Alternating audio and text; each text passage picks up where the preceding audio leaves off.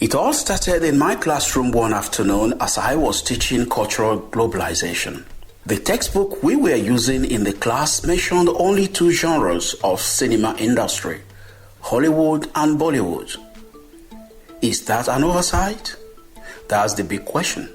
But what I wanted my A-level students to take away that afternoon was the fact that Nollywood has become the second cinema industry in the world in terms of production. It is also interesting to note that the new information technologies available today have helped the promotion and expansion of Nollywood.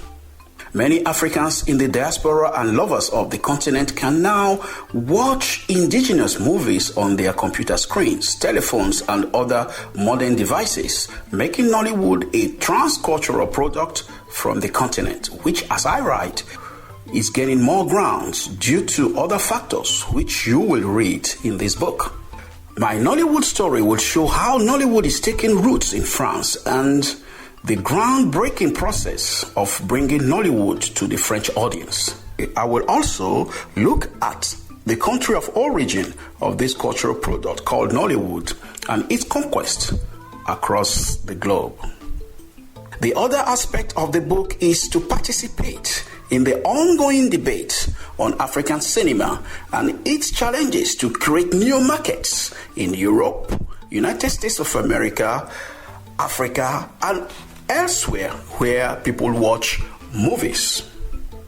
Finally, I will dwell on what I call intellectual omission, and that means an act of experts in a field of study to purposely omit an important evidence or series of events happening in the world in order to protect the strategic interests of their peers or country.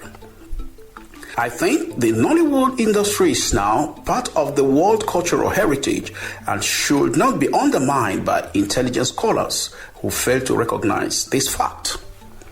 We all know that the power of images on television or on the big screen in cinema theaters around the world have shaped our ways of life.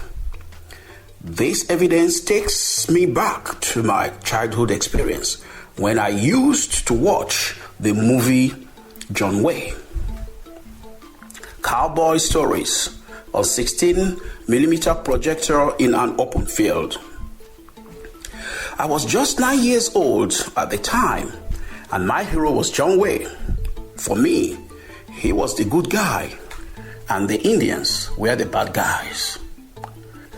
It was the story of the cowboys versus the Indians. I do pray each time the movie screens that my hero will remain alive. And this movie made me to love the United States of America because John Wayne, my model, was always the winner and the Indians with their spears and arrows were the losers. Today, Africans are telling their own stories and we have evolved from the oral tradition to a digital storytelling tradition. And this seems to confirm the African proverb which says, until lions have their own historians, tales of the hunt shall always glorify the hunter.